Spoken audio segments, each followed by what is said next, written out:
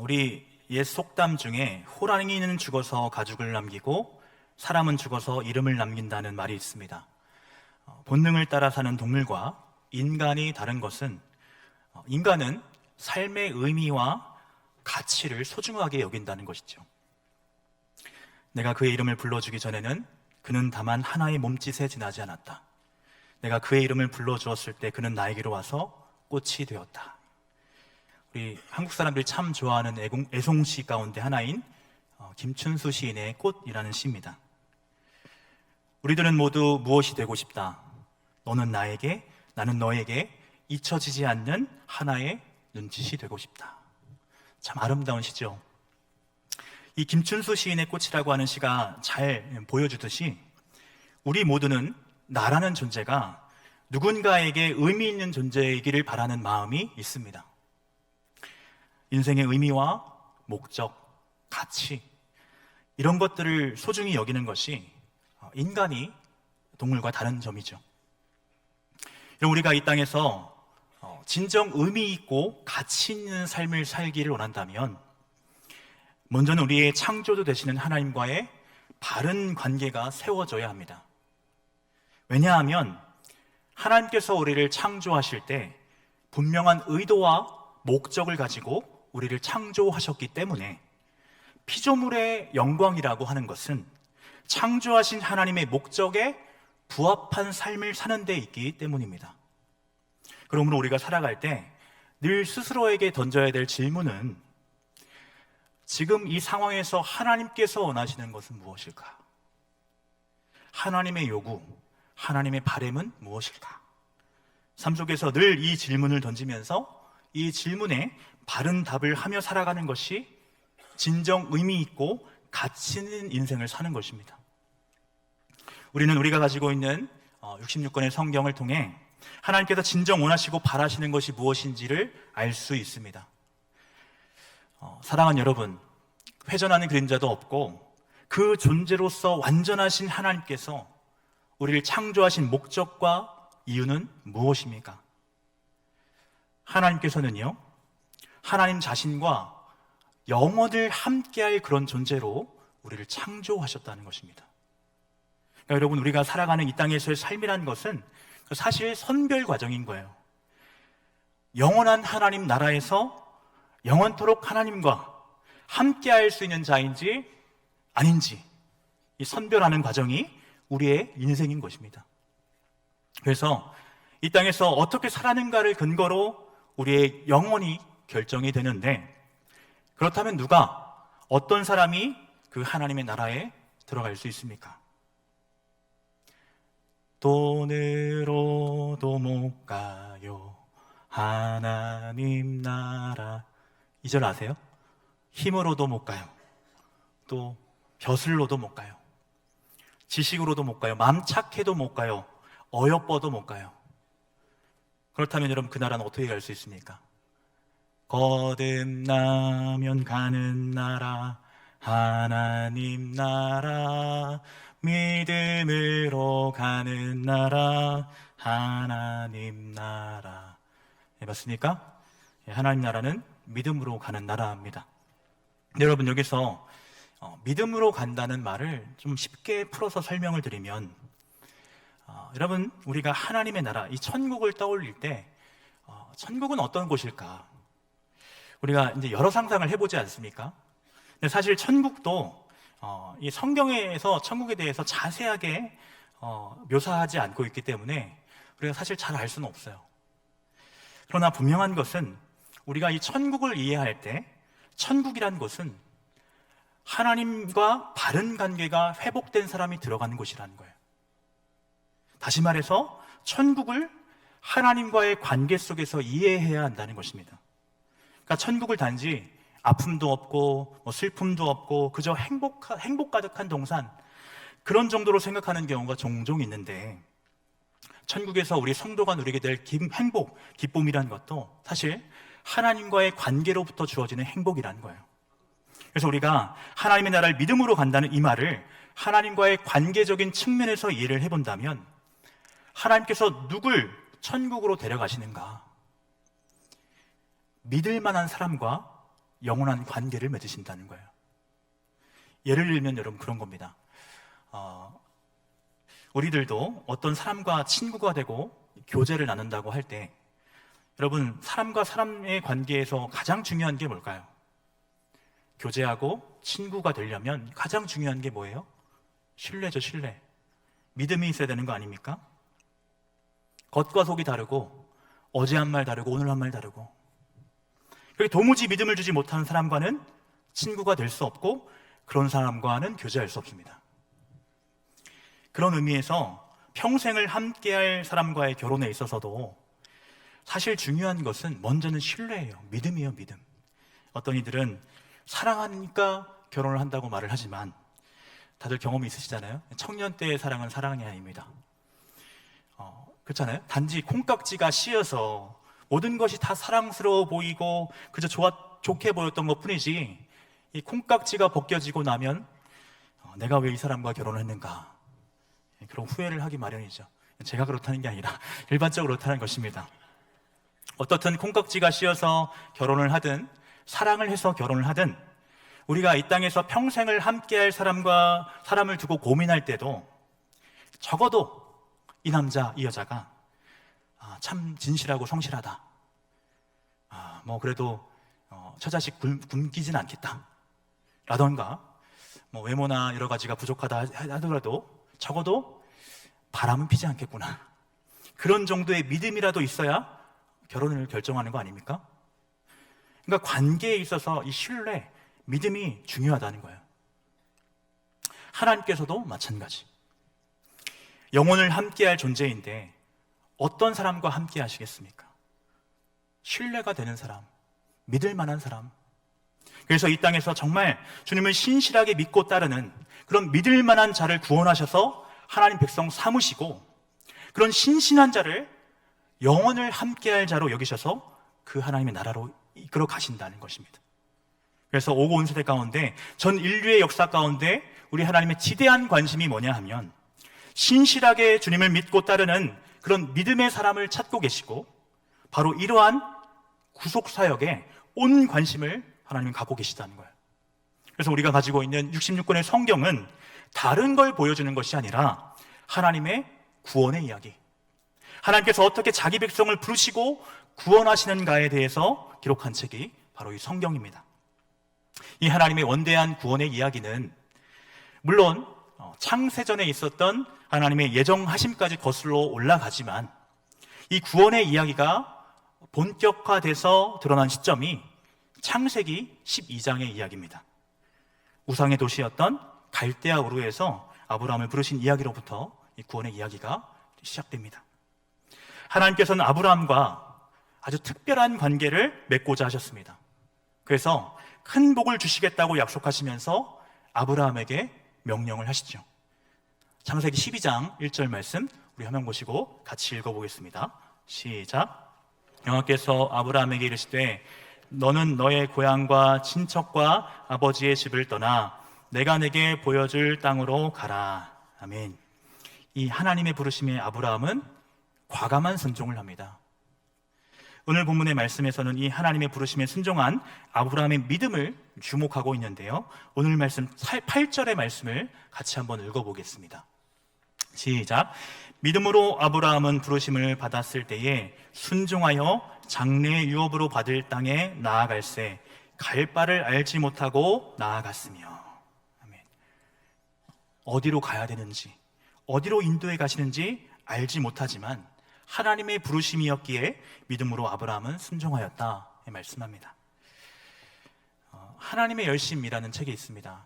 서울 남폭교회 원로 목사님이신 박영선 목사님이 쓴 책인데요, 아마 많이 읽어보셨을 거라 생각하는데, 그 책을 읽어보면 창세기 12장에 나오는 아브라함의 순종을 좀 그 목사님 다르게 해석하시더라고요.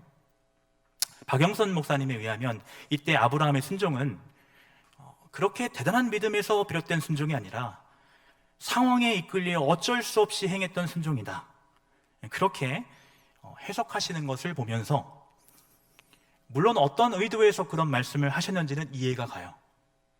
여러분, 구원의 여정을 잘 보여주고 있는 이 아브라함의 이야기를 우리가 처음부터 끝까지 잘 읽어보면 여러분, 실은요, 아브라함의 믿음이 특별하고 뛰어나서 그의 삶 가운데 하나님께서 함께 하시고 그에게 복을 주신 게 아니에요.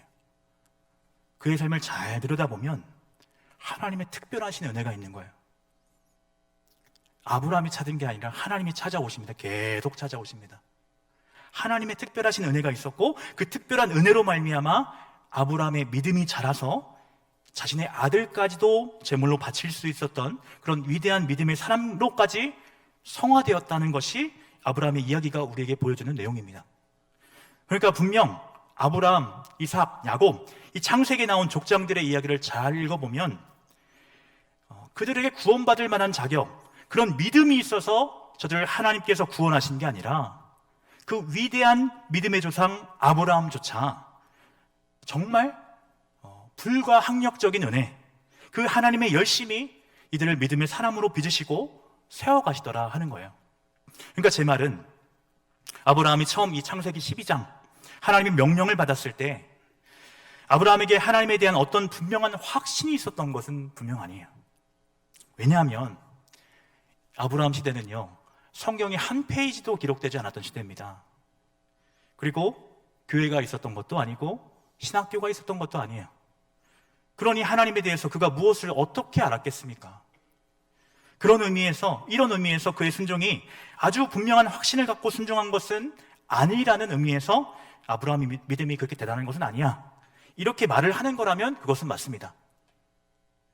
그러나 그럼에도 저는 이때의 아브라함의 믿음과 그 순종이 참 대단하다고 생각하는 것은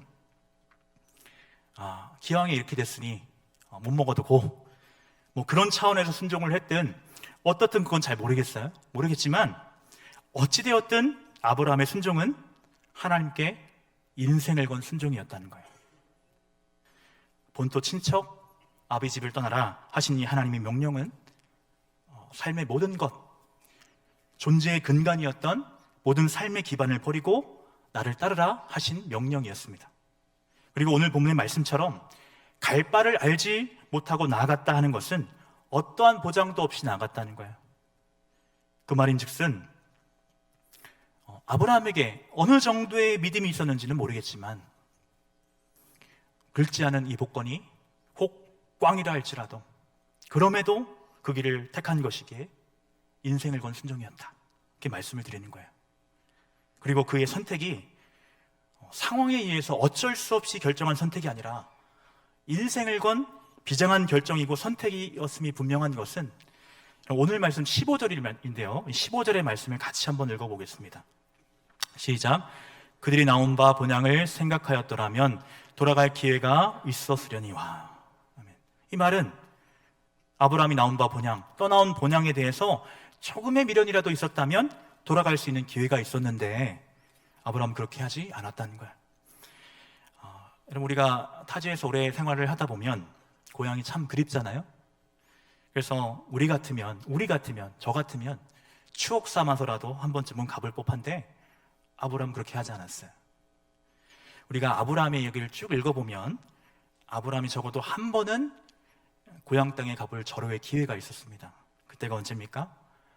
아들 이삭의 아내를 구하기 위해서 고향 땅에 갈 일이 있었는데 그때도 아브라함은 가질 않아요. 뒤돌아보지 않는 거예요. 가질 않고 자신의 늙은 종을 보냅니다. 그러니까 떠나라 명령하신 이 하나님의 명령을 아브라함이 받았을 때 결코 가벼운 마음으로 받은 게 아닙니다. 이전까지의 삶과는 완전한 결별, 완전한 단절을 선언한 자신의 전 존재를 건 선택이었고 결정이었다는 거예요. 이렇게 정든 고향을 떠나는 것으로 아브라함의 믿음의 여정이 시작이 됩니다. 그런데 이 믿음의 여정 속에서 늘 아브라함의 의식 속에 자리하고 있었던 자신의 정체성이 무엇이냐 하면 나그네라는 거예요. 나그네. 나는 나그네다.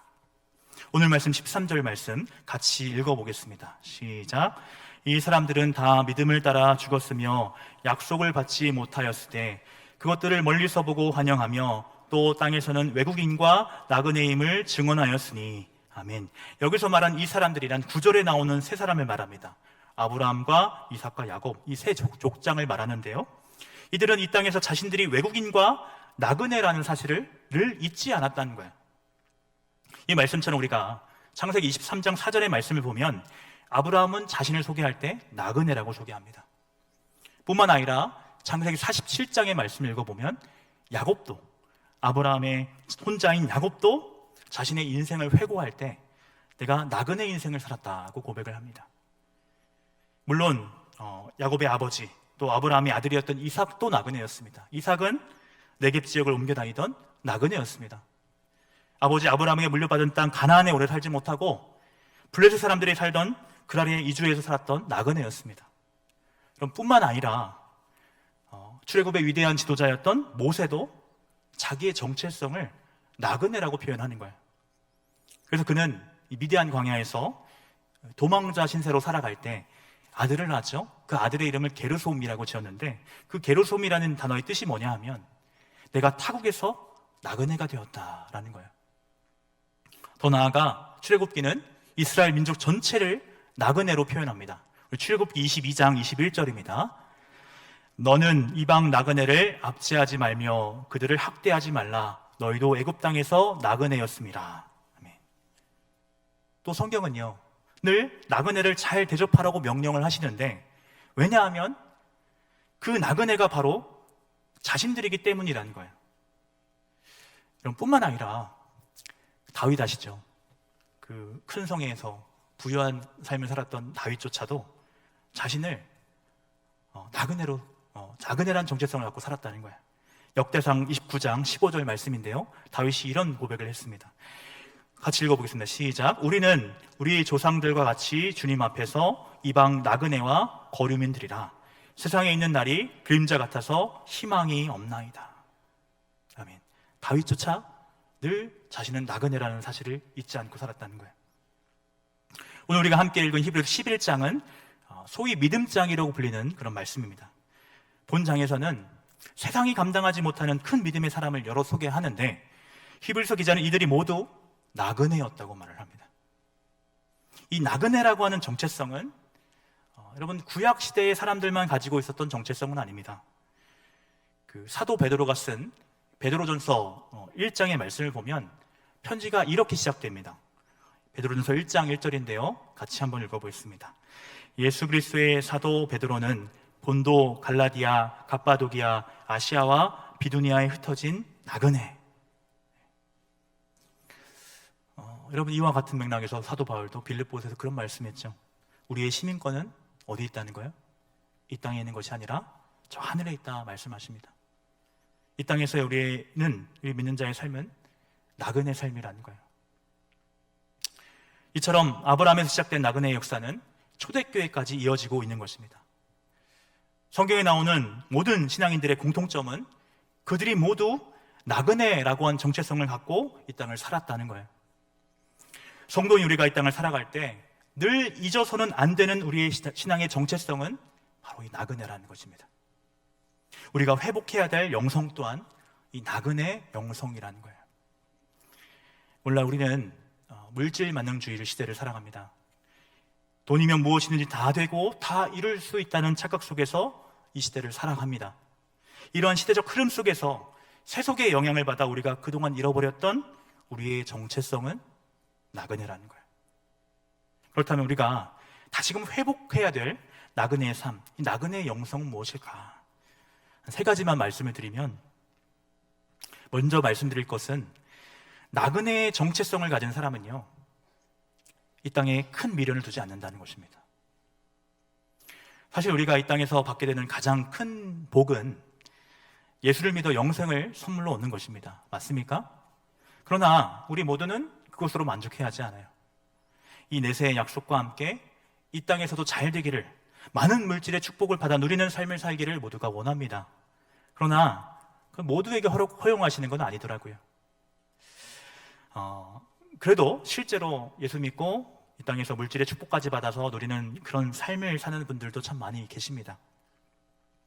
네, 여러분, 나그네의 정체성을 가진 성도는 이 땅에서 누리는 풍요로움, 물질의 축복을 결코 삶의 만족으로 여기지 않는다는 거예요. 지금 내가 누리는 이 모든 것은 하나님께서 내게 잠시 허락하신 것임을 알기 때문에 그저 그것을 감사함으로 누리고 주신 하나님께 언제나 영광을 올려드립니다. 제가 개인적으로 목회자가 돼서 참 좋다고 생각하는 것 중에 하나는 뭘 것 같아요? 휴가가 있다는 것입니다. 저희 부모님이 아주 어렸을 때부터 젖소를 키우셨거든요. 그러니까 저는 부모님과 함께 살면서 한 번도 휴가를 가본 일이 없습니다. 한 번도 없습니다. 그러니까 목회자가 되니까 휴가가 있더라고요. 우리가 보통 휴가를 갈 때 먼저 하는 것이 뭘 합니까? 숙소를 정하죠. 요즘은 아주 좋은 호텔과 리조트가 많이 생겨서 잘만 알아보면 싼 가격에 좋은 숙소를 잡을 수가 있습니다. 근데 우리가 어떤 곳에 숙박을 하느냐에 따라 그곳에서 누릴 수 있는 부대 시설이나 어떤 혜택들이 함께 딸려옵니다. 사람들이 좀 비싸기는 하지만 그럼에도 이름 있는 리조트나 호텔에 투숙하려고 하는 이유는 숙소와 함께 딸려오는 많은 혜택들이 있기 때문이죠. 어떤 곳은 멋진 스카이 라운지에 풀장이 있어서 그 풀장에서 물놀이를 할 수도 있고, 어떤 경우는 호텔 부지 내에 아주 멋진 정원을 꾸며놔서 투숙객들에게 그것을 공짜로 누릴 수 있는 혜택도 주고. 그러나 여러분, 이런 혜택들은 어디까지나 계약된 날짜, 약속되어 있는 날짜에 한해서 누릴 수 있는 혜택입니다. 우리가 이 땅에서 하나님께서 주신 물질의 축복을 누리는 것도 저는 이와 같다고 생각을 합니다. 이 좋은 리조트, 호텔이 내 것은 아니잖아요. 그러나 투숙하고 있는 기간 동안 그것을 나는 내 것처럼 누립니다. 그리고 또 아무리 투숙하고 있는 호텔이 좋다 할지라도 이제부터 난 여기에 살 거야 하고 그곳에 눌러 앉아 사는 사람은 없잖아요. 다음날 약속된 시간이 만료가 되면 체크아웃을 함으로써 자신이 누렸던 모든 혜택을 내려놓습니다. 이와 같이 나그네 영성을 가진 성도는 물질의 풍요 속에 있다 할지라도 결코 그것을 삶의 만족으로 여기지 않습니다. 결코 그것이 천국으로 향하는 믿음의 여정 속에서 그의 발목을 잡지 않습니다. 이와는 반대로 물질의 축복은 고사하고 삶의 여러 가지 곤고한 문제와 끊이지 않는 어려움 가운데 사는 성도들도 있습니다. 그러나 나그네의 정체성을 가진 성도는 그런 상황일지라도 좌절하거나 낙심하지 않습니다. 그 상황 속에 매이지 않고 낙담하지 않습니다. 내게 주어지는 이 시련, 이 어려움은 잠시 주어지는 시련이고 금방 지나갈 어려움이라는 것을 잘 알기 때문에 그것으로 낙심하거나 좌절하지 않는다는 거예요.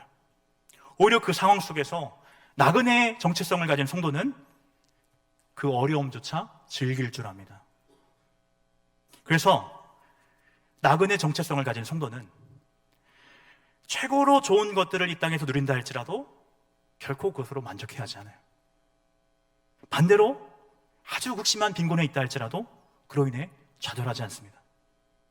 늘 이들은 더 나은 본향을 향한 그리움, 갈망을 안고 살아갑니다. 그래서 이 본향을 향한 그 마음이 모든 것을 견디게 하고 이기게 합니다. 그리고 결코 이 땅의 것에 매이지 않습니다. 다음으로 나그네 정체성을 가진 성도는 하나님의 말씀을 유일한 삶의 안내자로 삼는 사람입니다. 제가 앞서 말씀드렸던 것처럼 본토 친척 아비집을 떠나라 말씀하신 이 하나님의 명령은 이전까지 자신의 존재의 근간이었던 모든 삶의 기반을 버리라 하시는 과거로부터의 단절을 요구하시는 명령이었습니다. 그리고 갈 바를 알지 못하면서도 하나님의 명령에 순종하여 나아갔다는 것은 하나님께서 멈추라 하시면 멈추고 서라 하시면 서는, 마치 그림자가 자신의 의지와 관계없이 실체의 움직임에 따라 자연스럽게 반응하듯이 이제부터는 그렇게 하나님의 말씀에만 반응하며 살겠다고 하는 아브라함의 의지가 담긴 그런 순종이었습니다. 그래서 그럼 아브라함의 떠남은 따름을 위한 순종이었습니다. 나의 방법, 나의 계획, 나의 의지가 아닌 하나님의 말씀을 따르고 하나님만 따르겠다고 하는 그런 순종이었다는 거예요. 이처럼 나그네의 정체성을 가지고 사는 성도는 하나님의 말씀을 자신의 유일한 삶의 안내자로 삼는 성도입니다. 나를 따르라 말씀하신 주님의 명령에 순종하여서 앞서가신 주님을 따라가는 성도입니다. 하나님 믿는다 하면서 여전히 아직까지도 내가 해결되지 못해서 하나님의 방법이 아닌 나의 방법, 나의 계획, 나의 의지로 살아가고 있지 않습니까? 여전히 믿음의 여정의 첫 테이프를 끊지 못하고 여기가 좁사오니 하면서 떠나라 명령하신 하나님의 명령을 외면하고 있지는 않습니까? 내 자신의 계획, 나의 의지, 모든 것 주님 내려놓습니다. 주님께서 어디로 이끄시든지 순종하겠습니다. 말씀만 하옵소서.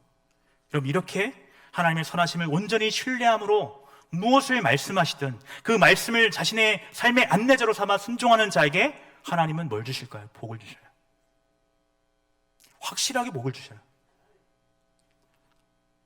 아브라함에게 주셨던 그 놀라운 복을 우리로 아브라함의 후사가 되게 하셔서 그 복을 함께 받게 하신다는 것입니다. 하나님께서는 신실하게 주님만 믿고 따라 나가는 자를 결코 실망시키지 않습니다. 궁극적으로 그가 사모하는 천국으로 반드시 이끌어 가십니다. 그래서 나그네의 정체성을 가진 성도는 천국을 향하여 나가는 이 믿음의 여정 속에서 하나님의 말씀만을 삶의 유일한 안내자로 삼는 자입니다. 마지막으로요, 나그네 정체성을 가진 성도는요, 천국이라고 하는 분명한 목적지를 가지고 살아가는 사람입니다. 오늘 우리가 함께 읽은 히브리서 11장, 이 믿음장에서 총 14명의 신실한 믿음의 사람을 소개하고 있습니다. 근데 여기서 소개하고 있는 이 믿음의 사람들의 특징이 뭐냐 하면, 앞서 말씀드린 대로 이 땅에서 나그네임을 자처했던 사람들입니다. 여기서 자처했다는 표현이 너무 중요합니다. 어쩔 수 없는 상황에 내몰려서 나그네가 된 것이 아니라 스스로 나그네가 되기를 자처했던 사람이라는 거예요. 그렇다면 이들은 무엇을 위해서 이 땅에서 나그네로 살았습니까? 이들은 더 나은 본향, 하늘 본향을 애타게 간절하게 사모하였기 때문에 결코 이 땅에 뿌리를 둘 수 없었습니다.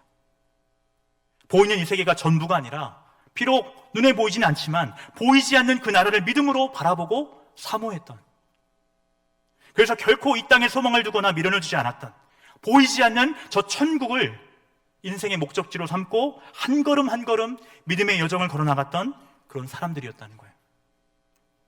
여러분, 그리고 또 이들이 인생의 목적지를 천국에 두고 살았다는 것은 이 땅에서 잘되고 이 땅에서 복받기를 바라는 것이 아니라 나그네로서 모든 믿음의 여정을 마친 후 저 나라, 영원한 그 하나님의 나라에서 있을 상급을 바라봤다는 것입니다. 그래서 여러분, 히브리서 11장에 소개하고 있는 이 믿음의 사람들의 또 다른 특징이 뭐냐 하면, 이들 모두는요, 자신들의 때에 약속이 성취되는 것을 보지 못했다는 거예요. 오늘 말씀 13절을 다시 보시면, 이 사람들은 다 믿음을 따라 죽었으며 약속을 받지 못하였으되, 우리가 읽지는 않았지만 39절을 말씀을 보면 이런 말씀이 있습니다. 이 사람들은 다 믿음으로 말미암아 증거를 받았으나 약속된 것을 받지 못하였으니. 그러니까 믿음을 따라 살았지만 이 약속이 성취되는 것은 보지 못했다는 거예요, 모두. 여러분, 이것을 우리가 아브라함을 예만 보더라도 알 수 있지 않습니까? 하나님께서 아브라함에게 약속하신 것이 세 가지입니다. 크게 세 가지 복을 약속하셨는데 뭐예요? 내가 너를 큰 민족을 이루게 하겠다, 내 이름을 창대하게 해주겠다, 또 한 가지는 땅의 모든 족속이 너로 말미암아 복을 얻을 것이다. 이 약속 중에 아브라함 때 이루어진 게 하나도 없잖아요. 그리고 후에 하나님께서 아브라함에게 또 하셨던 약속이 뭐냐 하면, 내가 지금 밟고 있는 이 가나안 땅을 내 자손에게 주리라 말씀하셨습니다. 그러니까 여러분, 아브라함이요, 하나님만 믿고 정든 고향을 떠나왔어요. 모든 걸 버리고 자신의 삶의 존재의 근간을 모두 다 버리고 하나님을 따랐어요. 근데 실제로는요, 하나님께서 그저 자신이 밟고 있는 이 가나안 땅도 자신의 후손에게 주시겠다고 약속했을 뿐이지 자신에게 주신 것도 아니고 아무런 약속의 성취도 맛보지 못했다는 거예요. 그래서 여러분, 아브라함의 이야기를 읽다가 참 짠한 것이, 저는 후에 아브라함이 아내인 사라가 죽지 않습니까? 죽으면 장사를 지내야 되는데 장사할 땅이 없는 거예요. 그러니까 어떻게 합니까, 여러분? 그 해쪽 속 에브론이라는 사람에게 가서 구하는 거죠. 내 아내가 죽었는데 내가 장사 지낼 땅이 없어. 그러니 그 땅을, 그 굴을 내게 좀 파시오. 그래서 얻은 굴이 막벨라 굴이죠. 그런 이야기가 성경에 나옵니다. 그러니까 실제로 이 땅에서는 아무런 약속도 받아 누리지 못했다는 거예요. 그럼 여러분, 이 히브리서 11장에서 말씀하고 있는 믿음의 사람 가운데 어떤 이는 복은 고사하고 조롱과 채찍뿐만 아니라 결박과 옥에 갇히는 시련도 받았으며 돌로 치는 것과 톱으로 켜는 것과 시험과 칼과 죽임을 당하고 양과 염소의 가죽을 입고 유리하여 궁핍과 환난과 박해를 받았으니 11장 36절 이하에 나온 말씀입니다. 여러분, 더 나은 본향을 사모하여서 이 땅에서 나그네의 삶을 살았던 우리 믿음의 선배들의 삶이 이랬다는 거예요. 복은 고사하고 오히려 조롱과 채찍과 능욕과 결박을 받고 심지어 죽임을 당하였지만 그런 상황 속에서도 그들은 하늘 본향을 사모하며 그곳을 바라봤고 그곳에 소망을 두고 살았다는 거예요. 그래서 오늘 말씀을 보니까 그렇게 신실하게 주님만 바라봤던, 하나님의 나라만 고대하고 바라봤던 그들을 위해서 하나님께서 한 성을 예비하셨다는 거예요. 믿습니까? 사랑하는 성도 여러분, 우리가 바라고 소망한 나라는 이 나라가 아닙니다. 우리 인생의 목적지는 이 땅이 아니라 저 천국, 하늘 본향이라는 사실을 결코 잊지 마시기를 바랍니다. 갑자기 말씀을 전하게 되면서 왜 이 말씀을 전하게 되었냐, 한 주간 신방을 다니면서 한 가정에, 우리 은퇴하신 권사님 가정에 신방을 했습니다. 우리 교회 창립 멤버 같은 권사님이시더라고요. 정말 많은 고된 삶을 살아오셨고 그렇게 충성 봉사하시며 살았는데 병원에 입원하셨다가 퇴원하셔서 이제 가본 거예요. 권사님이 그런 얘기를 하시더라고요. 얼마나 이번에 힘들든지 저 보문못을 찾았다는 거예요. 그곳에 그냥 푹 빠졌으면 좋겠다는 생각이 들었다는 거죠. 예, 권사님의 얘기를 들으면서 여러분, 우리가 하나님을 섬겨 나갈 때 많은 것을 하나님께서 원하시는 건 다른 게 아닙니다. 하나님은 바라보길 원하십니다. 우리 이전에 경로구역 경로대학 어르신들에도 그런 말씀을 나눴지만 늙어간다는 거, 사람이 죽는 것은 하나님께 정하신 순리 아닙니까? 늙어가면서 하나 둘 이전과 같지 않은 내 모습을 보게 되잖아요. 제가 40을 좀 넘었는데 지금 저도 요즘 그런 걸 느낍니다. 그러면서 내가 가지고 있는 것들을 다 내려놓게 하시는 거예요, 하나님이. 왜 그렇게 하실까요? 하나님만 바라보라는 거예요. 믿습니까? 하나님만 바라보라는 거예요. 자꾸 헛된 거 붙잡지 마시고 영원한 그 나라, 그 세계를 바라보실 수 있었으면 좋겠습니다.